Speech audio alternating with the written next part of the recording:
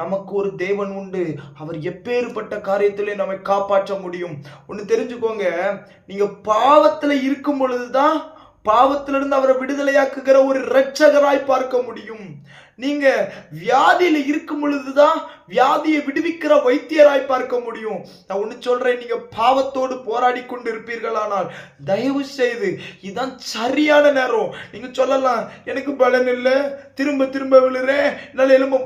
No no no, அந்த சாக்கு சொல்லாதுங்க. நீங்க சொல்லுங்க, இதுல இருந்து மீட்கக்கூடிய ஒரு நபர் உண்டு. இதுல இருந்து மீட்கக்கூடிய ஒரு நபர் உண்டு. நான் அவரை நம்புறேன். அந்த சிச்சுவேஷன் மத்தியில பேசுங்க. இன்னைக்கு நான் அசுத்தத்துல விழுந்திருக்கல, என்ன எழுப்ப முடியும். மீகா தீர்க்கதரிசி சொன்னார்ல, நான் இருள்ல இருந்தாலும் எனக்கு அவர் வெளிச்சமா இருக்கிறார்.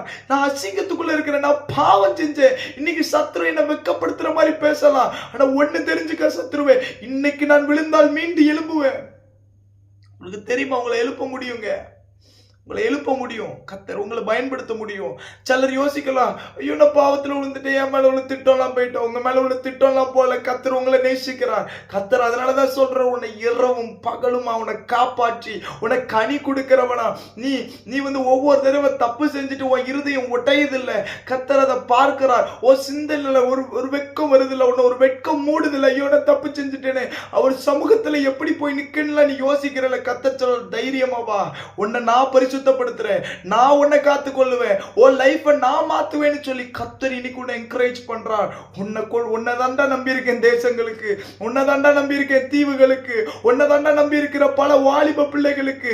விபச்சாரிகளையும் வேசிகளையும் தேசத்தில் உள்ளவர்களை பார்க்கும் பொழுது உன்னை ஓ நினைவுதான் வருது. ஏன்னா உன்னை அல்லவா நான் பயன்படுத்த வேண்டும். கர்த்தர் ஒரு பெரிய திட்டத்தை உங்க மேல வைத்திருக்கிறார்.